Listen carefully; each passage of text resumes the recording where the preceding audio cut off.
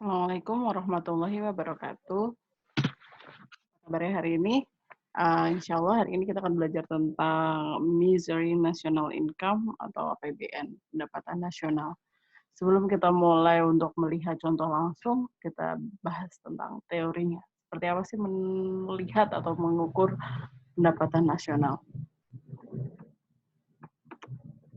Ya, ada yang tahu berapa sih jumlah APBN Indonesia tahun 2019? Di mana kita bisa mendapatkan datanya? Ayo coba buka HP, cari tahu berapa jumlah APBN Indonesia atau anggaran belanja negara, pendapatan negara tahun 2019. Kasih waktu nih. Berapa?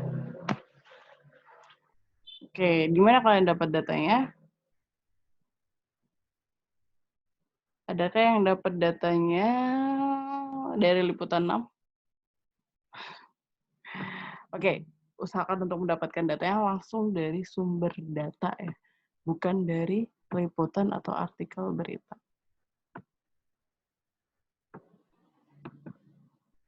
Oke, apa sih kita harus tahu dulu apa sih national income atau pendapatan negara?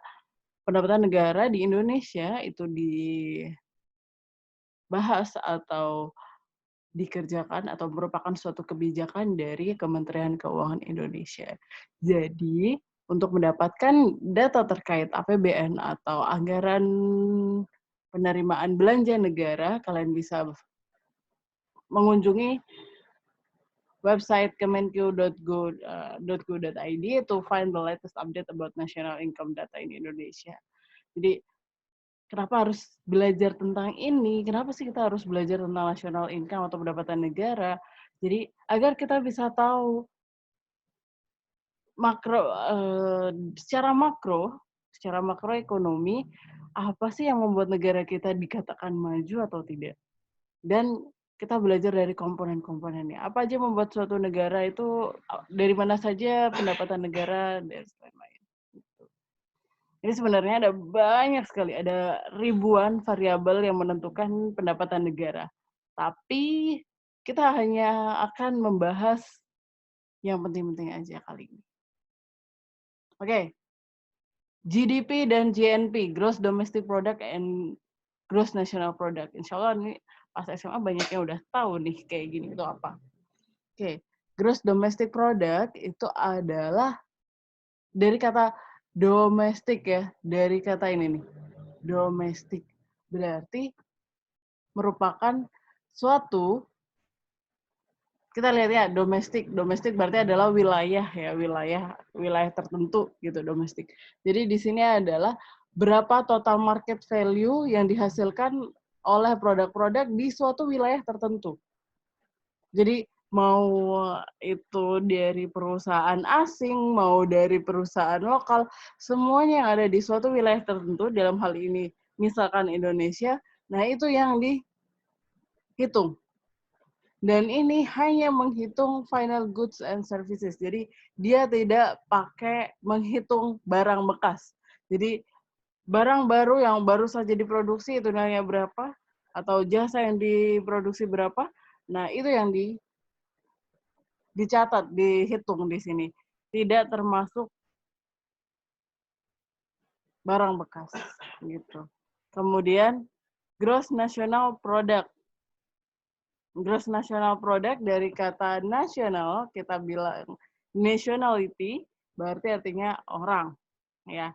Jadi di sini market value dari semua barang dan jasa yang diproduksi oleh nationality, warga negara di wilayah di mana saja. Jadi yang terbatas adalah nationality. Jadi mau ada TKI di Malaysia, mau ada TKI atau ada orang-orang ahli-ahli di Eropa, di Jepang, di Korea, semuanya kalau mereka menghasilkan barang dan jasa di semua wilayah tersebut di seluruh dunia, maka itu masuknya adalah gross national product. Oke, jelas sampai sini? Kita lanjut ya. Oke, kita perlu untuk menghitung GDP itu seperti apa. Jadi ada 2 pendekatan untuk menghitung GDP. Yang pertama melalui pendekatan pengeluaran, dan yang kedua adalah pendekatan pemasukan atau income. Untuk pendekatan pengeluaran, ini adalah rumus yang sering banget dan bakalan sering keluar adalah CIG plus NX, atau NX di sini adalah ekspor dikurangi impor. C adalah konsumsi, I merupakan investasi, kemudian G itu merupakan gross investment atau government consumption atau pembiayaan negara, anggaran yang dikeluarkan oleh negara, dan yang kemudian ekspor impor atau perdagangan luar negeri ya. Jadi ekspor dikurangi impor. Ini adalah rumus yang paling umum untuk dihitung dan keluar di ujian-ujian. Jadi ya, bisa bukan GDP ya, tapi IA, aggregate expenditure, atau Y, atau Y. Y sama dengan CIG plus ekspor min impor. Gitu. Diulangi lagi ya. Jadi GDP itu, bentar. Oke. GDP, oke, ini adalah rumusnya konsumsi atau C ditambah investasi ditambah G atau pengeluaran negara atau anggaran dikeluarkan oleh negara, kemudian ada ekspor dikurangi impor atau neraca perdagangan internasional.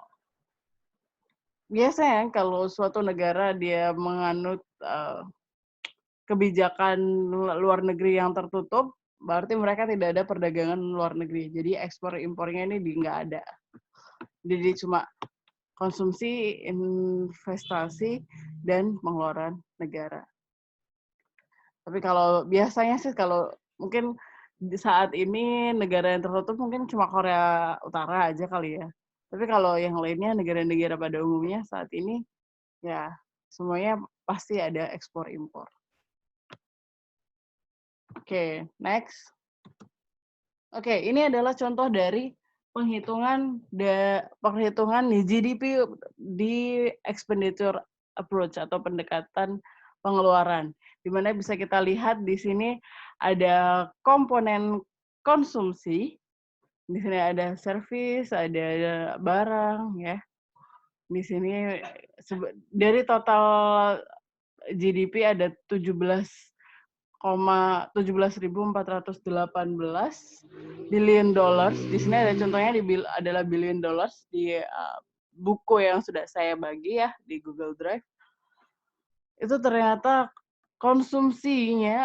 jumlah konsumsinya adalah 11.930,3 billion dollars, atau presentasi dari total 17.418 ini adalah sebesar 68,5%.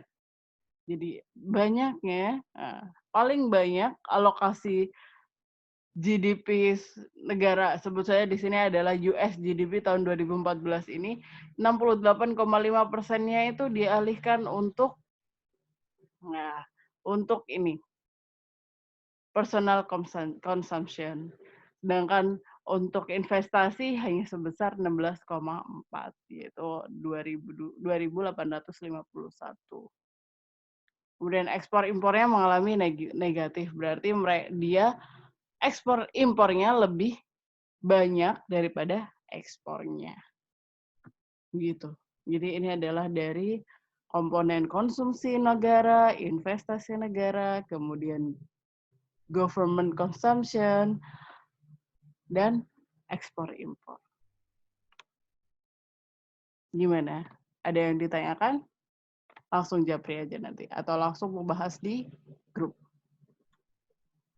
Oke, metode untuk menghitung GDP yang kedua adalah income approach atau berdasarkan pendapatan. Di sini bisa lihat bahwa biasanya dia akan melihat employee kompensasi pegawai, kemudian rental, bunga, dan profit atau keuntungan. Jadi di sini saat konsumen menghabiskan uang, nah maka uang yang dihabiskan itu, uang yang di-spending itu pasti akan didapat oleh orang sebagai income.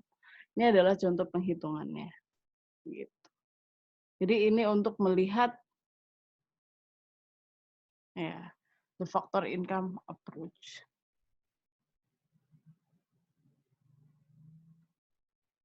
Oke, sekarang ada lagi pertanyaan. GDP nominal versus real GDP, apa sih bedanya? Ada yang pernah tahu nominal GDP? GDP nominal itu adalah GDP atau Gross Domestic Product yang dilihat di tahun tertentu. Misalnya kita lihat GDP Indonesia tahun 2019. Ya udah, berarti nominalnya adalah GDP Indonesia tahun 2019 adalah sekian. Kita nggak bisa melihat atau mengklaim bahwa iya GDP Indonesia tahun 2019 ada misalkan 19 triliun atau 23 triliun. Kemudian kita bilang wah, dia ada pertumbuhan sekian. Nggak bisa, karena kita hanya melihat GDP nominal itu hanya melihat 1 tahun yang sama. Jadi saat itu juga nggak ada tahun dasarnya. Nah, beda dengan real GDP, di mana dia memang digunakan untuk mengukur produktivitas. Sehingga di real GDP ini, GDP di tahun tertentu, itu kalau mau lihat pertumbuhan, maka nanti akan dihitung berdasarkan tahun dasar. Jadi kita bisa ngelihat. Jadi nggak hanya satu data aja di tahun tertentu, tapi ada dua tahun atau tahun lainnya sebagai dasar. Oke, itu. Jangan lupa untuk ngecek di video yang kedua. Oke.